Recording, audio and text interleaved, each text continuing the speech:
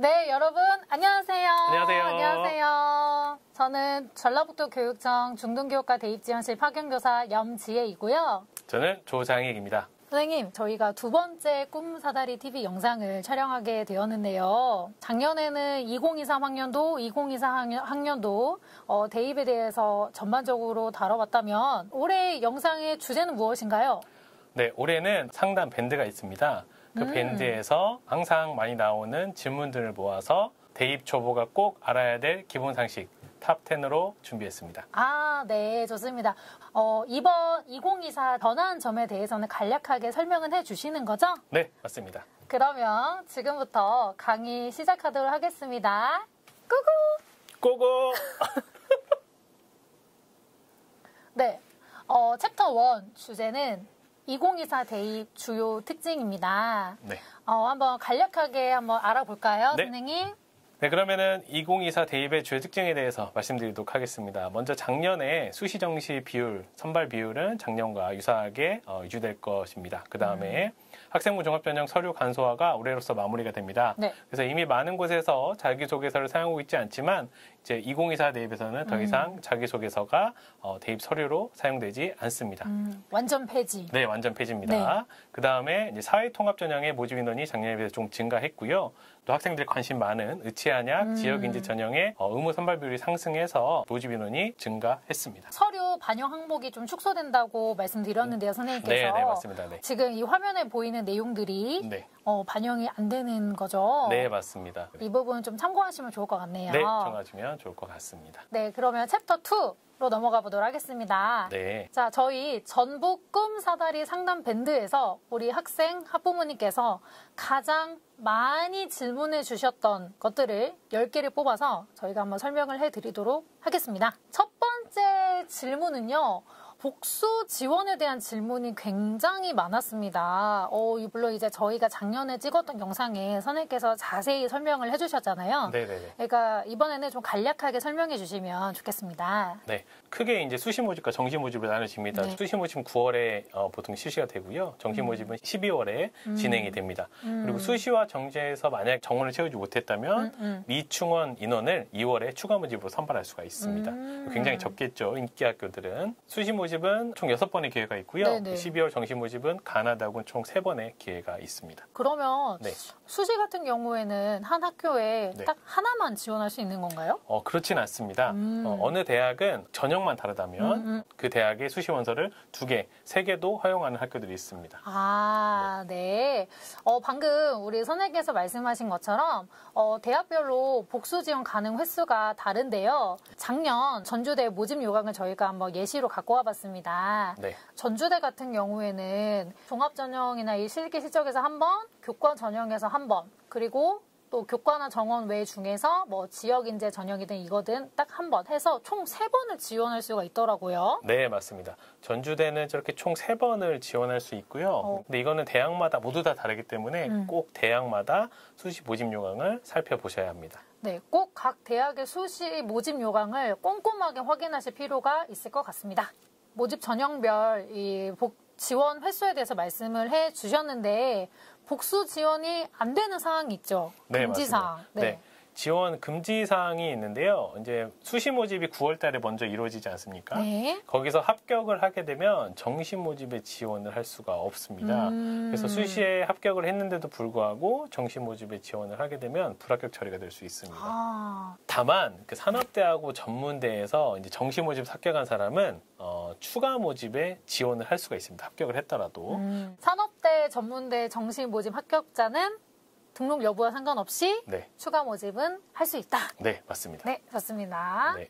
네, 선생님. 두 번째 질문은요. 지역인재, 지역균형, 농어촌 특별 전형에 대해서 이 세 가지를 홍보하시는 분들이 굉장히 많으시더라고요. 맞아요. 네. 이름이 많이 비슷하죠. 네네. 네. 우리 차근차근 한 세트 설명 한번 해드릴까요? 네. 네, 지역인재 전형에 대해서 말씀드리도록 하겠습니다. 지방대학 및 지역 균형인재 육성법에 관한 법률에 의거한 전형으로서 대학이 소재한 지역의 아이들을 일정 비율 이상 뽑아야 되는 전형입니다. 저희 전북대 지역인재 전형 자격 조건에 대해서 한번 갖고 와봤는데요. 올해부터 전북대는 지역인재 전형 1유형과 지역인재 전형 2유형으로 나눠서 저희가 선발을 할 예정인데요. 지역인재 전형 1 유형은 호남권, 지역인재 전형 2 유형은 전라북도 소재 고등학교입니다. 이 부분을 잘 확인하셔서 지원을 하면 되겠네요. 네, 맞습니다. 작년까지는 전북대는 지역인재 전형의 조건은 전라북도 소재 고등학교 학생들로 제한했지만 올해부터는 이제 호남권으로 확대를 하면서 지역인재 전형을 1유형과 2유형으로 나눴습니다. 네. 그래서 조건을 꼭 확인하시고 지원하셨으면 좋겠습니다. 네, 물론 대학마다 이 지역인재 전형 지원 자격 조건은 다 달라지니까 꼭 수시 모집 요강을 확인해야겠네요. 네, 맞습니다. 네. 다음은 지역균형 전형에 대해서 한번 설명을 해주세요, 선생님. 네, 지역균형 전형은 이제 수도권과 지방의 이제 교육 격차를 해소하기 위해서 생긴 전형인데요. 네, 대부분의 학교장 추천 전형이 지역균형 전형이고요. 보통 대부분의 전형은 교과 전형으로 세팅이 되어 있습니다. 확실히 서울, 인천, 경기 지역에 있는 이 대학에서 지역 균형을 실시하고 있네요. 네, 맞습니다. 그리고 전형 방법은 학생부 100 또는 면접, 서류 이렇게 다양하니까 꼭 이 또한 수시 모집 요강을 확인해야겠습니다. 네. 그리고 또 여기서 좀 눈여겨봐야 될 게 서울에 있는 대학들 중에 거의 대부분이 수능 최저 학력 기준이 설정되어 있습니다. 그래서 서울에 있는 지역균형 전형에 합격하기 위해서는 수능 공부도 굉장히 중요한 전형입니다. 네. 세 번째. 농어촌 특별 전형입니다. 이 또한 좀 유형이 1, 2로 세분화되어 있는데 이건 어떻게 해야 될까요? 농어촌 전형은 조건이 매우 까다롭습니다. 크게 유형이 두 가지가 있는데요. 중학교와 이제 고등학교를 읍면 소재에서 입학해서 졸업까지 다녀야만 하고요. 그리고 또 중요한 게 부모와 또 학생 본인이 모두 다 읍면 지역에 거주하고 있었어야만 합니다. 그다음에 유형 2는 중고가 아니라 초중고 총 12년을 읍면 소재에서 입학해서 졸업까지 해야만 하고요. 그다음에 이거는 부모의 소재지는 상관이 없고요. 근데 학생은 재학 기간 동안에 읍면에 거주하고 있었어야만 농어촌 특별 전형에 지원할 수 있습니다. 하루라도 농어촌에 있지 않으면은 농어촌 특별 전형은 지원할 수가 없는 거죠? 네, 원칙적으로는 불가능합니다. 네.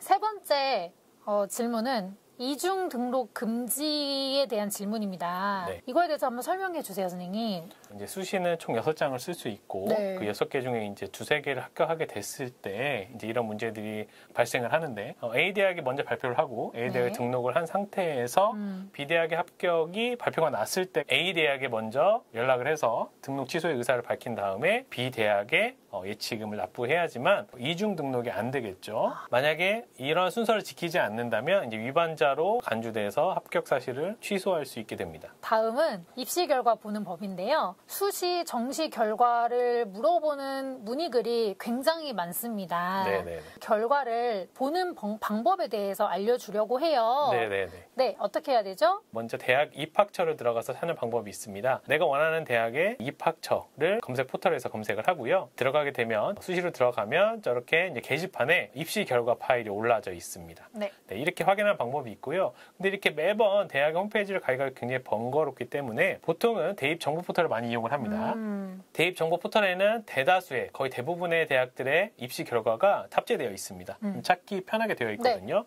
지금 이 화면이 대입 정보 포털의 첫 화면입니다. 여기 전형 평가 기준 및 전년도 결과 공개 탭이 바로 나와 있거든요. 네. 들어가시면 대학을 검색을 해가지고 들어가게 되면 결과를 볼 수 있습니다. 네. 대부분의 대학들이 50% 컷과 70% 컷을 발표를 합니다. 이 50%의 뜻이 뭐냐면 100명을 뽑으면 50등의 점수고요. 그 다음에 70% 컷은 70등의 점수입니다. 이 점수를 가지고 대략적인 가이드라인을 잡으면 좋을 것 같고요. 네, 수시 입시 결과뿐만 아니라 정시 입시 결과 또한 동일한 방법으로 저희가 찾아볼 수 있죠, 선생님? 네, 맞습니다. 다음은 수능 최저학력 기준인데요. 수능 최저학력 기준이 뭐냐라는 질문이 굉장히 많았습니다. 하지만 최저학력 기준 찾으려면 뭘 확인해야 될까요? 수시 모집 요강이죠. 맞습니다. 그럼 모집 요강을 찾는 방법을 한번 알려드릴게요. 네. 대학의 입학처에 있는 모집 요강을 통해서 확인을 할 수가 있죠. 하지만 저희가 가장 쉬운 방법은 바로 대입정보 포털 아니겠습니까? 네, 맞습니다. 네, 대입정보 포털에서 어떻게 찾을 수 있을까요, 선생님? 먼저 이 첫 페이지에서 대학 학과 전형이 나와 있는 곳을 클릭을 하게 되고 클릭을 한 다음에 대학을 검색하게 되면 지금 원광대를 검색해서 들어온 화면이거든요. 여기서 여기 밑에 쪽에 보면 수시 모집 요강을 이렇게 다운받을 수가 있습니다. 그래서 이걸 클릭하신 다음에 수시 모집 요강을 대학별로 확인하시면 좀 더 쉽게 찾을 수 있습니다. 네, 원광대 모집 요강을 다운받으셨잖아요. 네네네. 모집 요강을 이렇게 열어보면은 최저학력 기준에 대한 세분화된 설명이 이렇게 나와 있어요. 네. 근데 이게 몇 등급 합 6이네 뭐 이런 식으로 이렇게 다양하게 있거든요. 이게 네. 무슨 뜻일까요, 선생님? 의예과를 기준으로 설명을 해드릴게요. 의예과는 여기에 보면 선택이라는 게 있죠. 수학을 선택할 때 미적분하고 기하 둘 중에 하나를 꼭 선택해야 된다는 얘기입니다. 과학탐구 두 과목 쪽 평균이라는 얘기는 과학탐구가 만약에 2등급, 4등급이면 평균은 3이죠. 3으로 계산한다는 얘기입니다. 국어, 수학, 영어, 과학 이 중에 3개, 그러니까 하나, 둘, 셋, 넷 이 4개 영역에서 3개를 골라서 합이 6이 된다는 얘기죠. 그러니까 예를 들면 2 이렇게 되면 6이 되는 겁니다. 그러면 네. 등급을 몇 등급 맞춰야 되는지도 확인해야 되겠지만 네. 어떤 수능 과목을 응시해야 되는지도 네. 살펴봐야겠네요. 네, 반드시 확인해야 됩니다. 네, 좋습니다. 네. 네, 다음은 학생부 종합전형 생활기록부 어떻게 준비해야 되는지 이 부분에 대한 질문이 정말 많습니다. 하지만 이걸 딱 들어맞게 해줄 만한 답은 없죠. 네, 쉽게 대답할 수 없는 질문이죠. 네. 그래도 우리 앞으로 대학이 이 서류 평가를 어떻게 하는지는 좀 살펴볼까요? 네. 학생부 종합전형을 대비한 생기부 준비에 대해서 우리가 얘기를 하려면 대학들이 어떻게 평가하는지를 알아야 됩니다. 먼저 작년 2월에 5개 대학이 연합으로 발표한 학생부 종합전형 평가 요소입니다. 네. 총 3가지로 이들이 분류를 했거든요. 학업 역량, 진로 역량, 공동체 역량으로 분류를 했고 학업 역량은 이제 학업 성취도, 태도, 탐구력으로 요소를 세분화하고 있습니다. 각 대학별로 학생부 종합전형 가이드북이라는 거를 이제 거의 매년 내고 있습니다. 작년 서울대 자료인데요. 평가 요소를 아까 위에 5개 대학과 마찬가지로 총 3가지를 들고 있습니다. 학업 능력, 학업 태도, 학업의 소양이 있는데 아까 위에 5개 대학은 이 학업 태도가 아니라 여기가 진로 역량이었고요. 여기가 공동체 역량이었습니다. 대학마다 평가 요소가 다르다는 걸 우리가 확인할 수 있고요. 그리고 서울대에서는 이 학업 능력이 학생 선발에서 가장 중요하게 고려하는 부분이라고 저렇게 명시를 하고 있습니다. 네. 그래서 우리 학생들이 가고 싶어하는 대학의 학생부 종합전형 가이드북을 꼼꼼하게 한번 읽어보는 것을 추천드리고요. 네. 그다음에 학생기록부에 이렇게 기록해 주세요라고 학교에 보내는 글 같은 거였는데요. 이제 학생부 종합전형이 막막하잖아요. 그 대학별로 학생부 종합전형 가이드북을 꼼꼼히 읽어본다면 그래도 어느 정도는 방향은 잡을 수 있을 거라 생각합니다. 네, 결국은 네. 교과 수업 속에서 내가 어떤 활동을 하느냐에 네, 맞습니다. 좀 달려 있는 것 같네요. 네, 맞습니다. 네네. 네, 다음은 선택 과목입니다. 선택 과목을 뭘로 해야 될지 질문도 굉장히 많이 들어왔는데요. 학점제가 이제 곧 시작되잖아요. 본격적으로 시작이 되기 때문에 이런 질문들이 굉장히 많은 것 같아요. 그리고 또 저희가 대입 공정화 방안 때문에 대학이 제출하는 기록들이 굉장히 축소됐습니다. 이런 축소된 상황에서 선택 과목이 평가에 반영된다는 그런 얘기들이 굉장히 많기 때문에 특히나 이런 질문들을 많이 하는 것 같습니다. 또 최근에 발표된 연구입니다. 경희대, 고려대, 성균관대, 연세대, 중앙대가 이제 이런 선택 과목을 어떻게 반영할 것인가에 대한 연구 보고서를 냈는데요. 거기에 이제 나와 있는 글입니다. 여기서 봐야 될 건 이겁니다. 교수 설문조사에서 이제 대학에 와서 공부하는데 필요한 교과는 어떤 것이 있느냐라는 것에 설문조사를 했는데요. 이 얘기는 어떤 것을 의미하고 있냐면 네. 공대 이런 데서는 수학과 과학을 필수로 어느 정도 선택하고 와야지만 우리가 대학에 와서 학생들이 잘 따라갈 수 있다라는 것을 의미하는 겁니다. 이 대학들이 그러니까 A라는 과를 오기 위해서는 들어야 될 핵심 과목은 이거고 그다음에 권장 과목은 이것들이 있다라고 지금 계속 발표하고 있습니다. 네, 대학들이. 맞습니다. 예, 대학 입학처를 꼭 확인해 보시고요. 그래서 여기서 말하는 핵심 과목은 필수로 이수했으면 좋겠다. 그리고 권장은 가급적 이수를 했으면 좋겠다라는 얘기를 하고 있습니다. 근데 이 연구 보고서에 따르면 과목 이수 현황을 긍정적으로 평가한다는 응답이 98%나 됩니다. 네. 이 얘기는 과목 선택이 평가에 반영될 수밖에 없다는 것을 의미한다고 볼 수 있습니다. 이 자료는 서울대에서 최근에 발표한 목록입니다. 수리과학부는 미적분, 확통, 기하를 들었으면 좋겠다.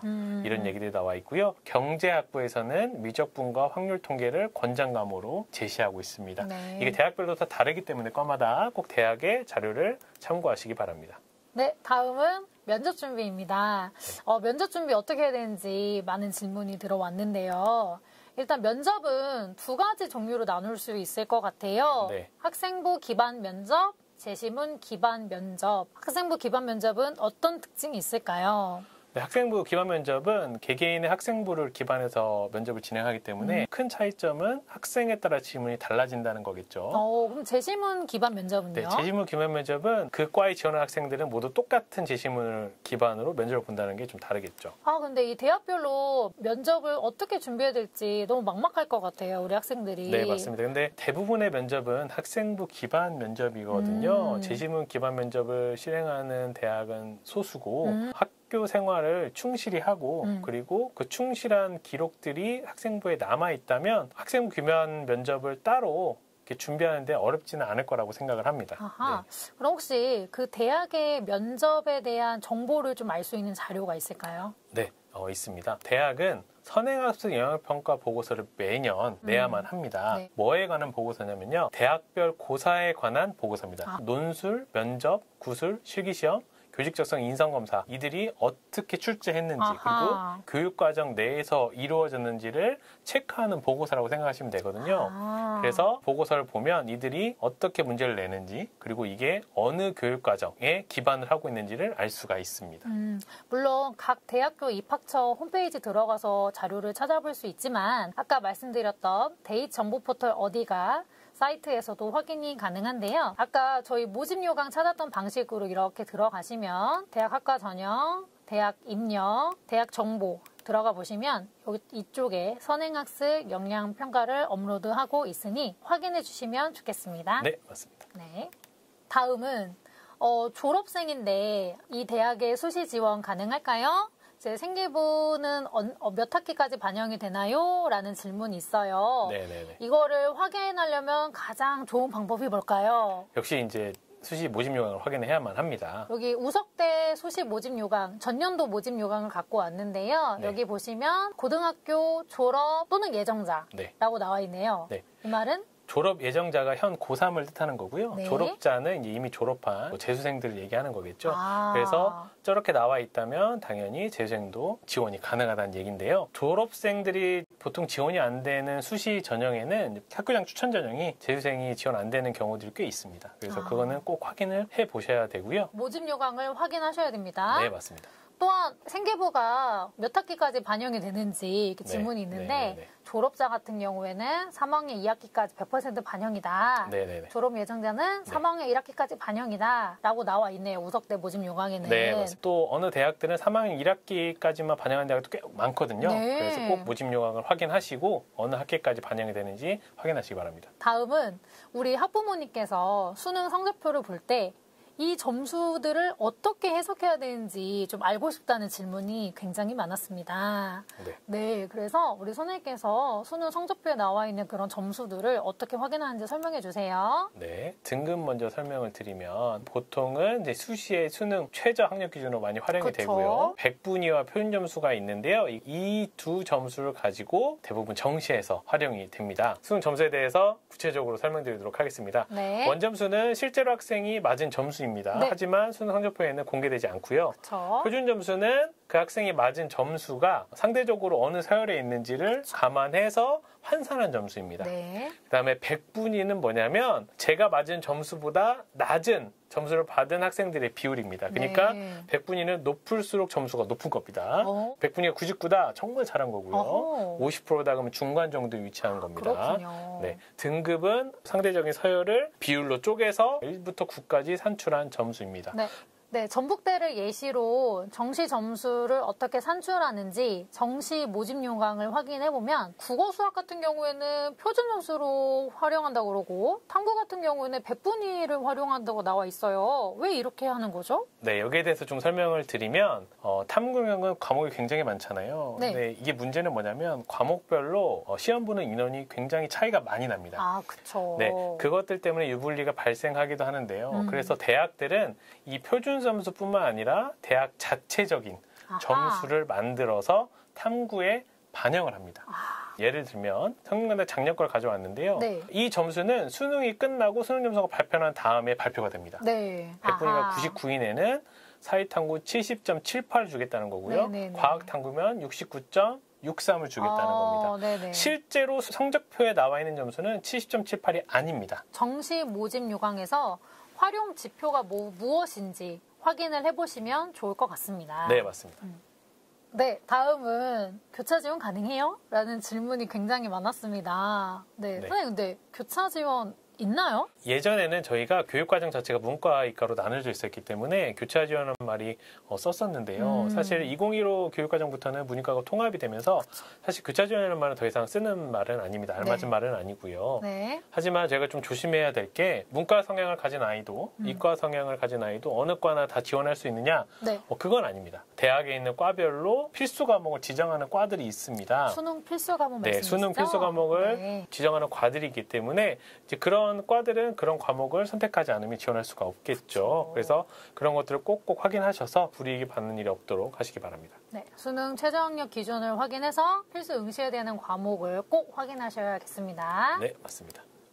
챕터 3 올인원 진학지도입니다. 네. 전라북도 교육청에서는 학생 학부모를 위해서 다양한 진학지도 프로그램을 진행하고 있는데요. 맞습니다. 네, 거기에 대해서 설명해 주시죠. 네, 첫 번째 바로 꿈 사다리 상담 밴드인데요. 네이버 밴드이고요. 전북 꿈 사다리 진로 진학 상담을 검색하시면 상시 온라인 상담을 받으실 수 있고요. 저희 전라북도에 있는 전문적인 진로 진학 선생님께서 답글을 달아주시니까 많은 이용 부탁드립니다. 그럼 저희는 온라인 상담만 하나요? 아닙니다. 저희는 대면 상담도 운영하고 있고요. 저희 전북 진로 진학 홈페이지에 들어오시면 대입 대면 상담을 접수하실 수가 있는데요. 월요일부터 금요일까지 각 교육지원청과 전라북도 교육청에서 오후 6시 30분에서 9시 20분 총 4번의 상담 회차가 있고 각 상담은 40분 진행됩니다. 꼭 저희 전북 진로진학 홈페이지에 들어오셔서 사전 신청을 해주시면 좋겠습니다. 지금 이미 성안리에 저희 대면 상담이 진행되고 있잖아요. 맞습니다. 상담 올 때 준비할 건 뭐가 있을까요? 좀 더 정밀한 상담을 위해서 아까 말씀드렸던 대입 정보 포털에 들어가시면 가운데에 성적 분석이 있습니다. 여기에서 우리 학생부 내신 성적, 모의고사 성적을 다 입력할 수 있거든요. 이거를 다 입력해 오시고 대입 정보 포털 아이디를 저희에게 알려주시면 정확한 상담이 가능하십니다. 상담 말고 저희가 이제 설명 같은 거를 듣고 싶은데요. 어떤 방법이 있을까요? 진학에 대해서 좀 더 정보를 얻고 싶다 싶으신 분들은 바로 저희 꿈사다리 TV를 활용해 주시면 되는데요. 전북 진로진학 홈페이지에서도 영상을 시청할 수 있고 유튜브 저희 전라북도 교육청 채널에서 꿈사다리 TV를 검색하시면 진학 강의 영상을 보실 수가 있습니다. 지금 저희가 찍고 있는 것도 사실 꿈사다리 TV인 거잖아요. 맞습니다. 네, 그럼 이걸 보시는 분들은 아마 잘 알고 계시겠네요. 맞습니다. 그리고 조회수 많이 올려주세요. 그 다음에는 저희가 이제 오프라인으로 진행하는 다양한 행사들에 대해서 좀 간략하게 설명 부탁드리겠습니다. 네, 저희가 1년 동안 정말 많은 행사를 준비를 할 예정인데요. 공지사항에 이 행사에 대한 안내를 수시로 할 예정입니다. 그러니까 저희 홈페이지 들어오셔서 확인하시면 너무 좋겠고요. 지금 화면에 보이는 행사 중에 제가 강력 추천드리고 싶은 행사는 대학 입시정보 박람회입니다. 7월 28일, 29일 70개 이상의 대학이 함께 해주기로 했어요. 다양한 관심 있는 대학에 대한 정보를 얻으실 수 있습니다. 꼭 많이 참석 부탁드리도록 하겠습니다. 네, 지금까지 2024 대입 전형과 우리 전라북도 학생과 학부모님께서 가장 많이 궁금해하는 점들에 대해서 알아봤는데요. 이 다양한 대입 정보들을 쉽게 알 수 있는 한 가지 통로가 있다면 무엇일까요? 그 통로는 바로 저희 전북 진로진학 사이트입니다. 네, 저희 검색 포털에 전북 진로진학을 치시고 들어오시면 저희가 설명드린 모든 상담 밴드, 대입 정보 포털, 그리고 상담 신청까지 그 사이트에서 모든 게 다 이루어지고 있기 때문에 수시로 확인해 주시고 저희 행사에 참여해 주시면 정말 감사하겠습니다. 앞으로 남아있는 행사들 잘 준비해서 우리 학생과 학부모님께 많은 도움을 드릴 수 있도록 하겠습니다. 감사합니다. 감사합니다.